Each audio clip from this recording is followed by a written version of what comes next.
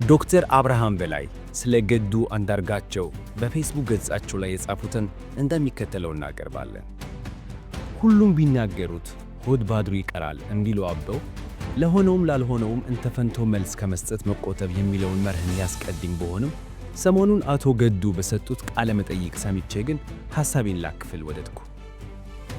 ቅድመ ሐሳብ የህብረትን ዋጋ በጋራ የመሆንን ልዕልና በጫካ ምሳሌ ካቀረበው የዓለማየሁ ዋሴ ጫካ መጽሐፍ ውስጥ እነ ዝሆን አንጀት እና ግንዳሞቹ በሥራና በባሕሪያቸው የተጠሩት እጽዋት ከሰሞኑ የአቶ ገዱ ልጅ ቴዎድሮስ ጸጋይና አቶ ልደቱ ቃለ መጠይቅ ትኩረቴን ሳበ።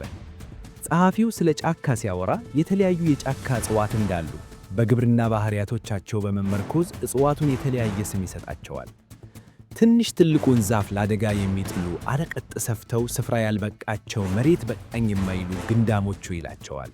በአንጻሩ የተባለውን ከተባለበት አውድና መጠን እያወጡ በሌላ ጊዜ ደግሞ ያልተባለውን እየፈጠሩ ጫካውን ከዳር እስከ ዳር በሐሜትና በጥላቻ በወሬና በነገር እንዲሞላና ሌሎችም ሐረጋት በሐሜቱና ዝንጥላው እንዲዋደዱ የሚተጉ እነ ዝሆን አንጀት ሲል ሰይሟል።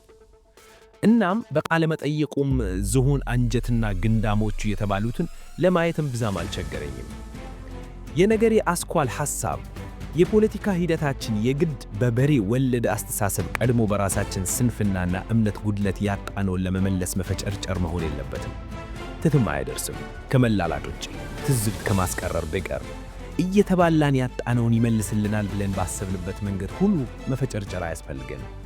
በመግቢያዬ ላይ እንደጠቀስኩት አቶ ገዱንና ስለ ወቅቱ የመሬትና አስተዳደር ጥያቄዎች ጉዳይ ፌት ታውራሪ አቋማቸውን በተመለከተ ራሳቸውንም ማስታወስ ዳር ሆኖ ለሚታዘበን አድማጭ ተመልካቾችን ግልጽ መረጃ ማቅረብ ያስፈልጋል።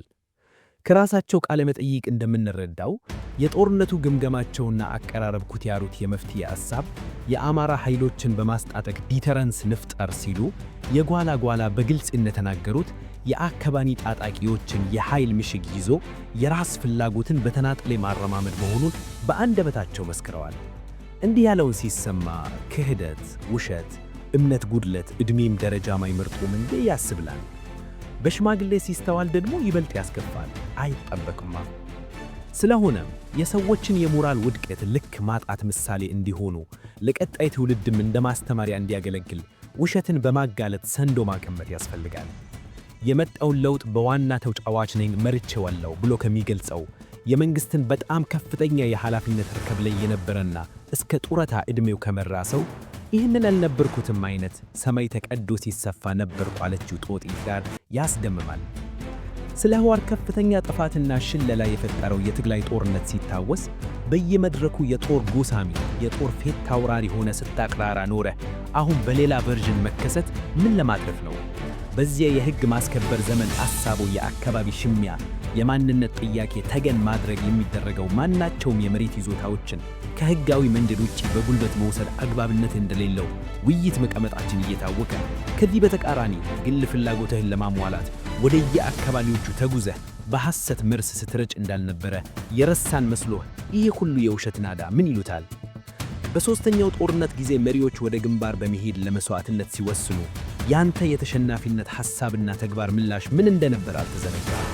በዛውም ቅጽበት የህወሓት ሰራዊት ወደ ትግራይ መልሰን በኋላ ለማቆም ስንወስን ግፋ በለው ምን ማቆም ነው ብለህ በድፍረት ስትናገር እንዳልነበር ጻድቅ መስለህ መቅረብ ማንን ለማታለል ነው?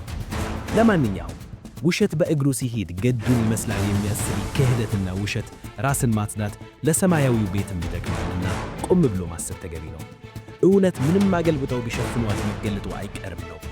ዝንኛው ድምፃዊ ኪሮስ አለማየሁ ኩሉንም ራእይ ምቅናይ ምቅናይ ምቅናይ ያለው እንዲህ አይነቱም የክህደትና የውሸት ጥግ ለማየትና ለመስማት ነውና እውነትም መቆየት ጥሩ ነው የሚል ጽሑፍ በፌስቡክ ገጻቸው አጋርተዋል።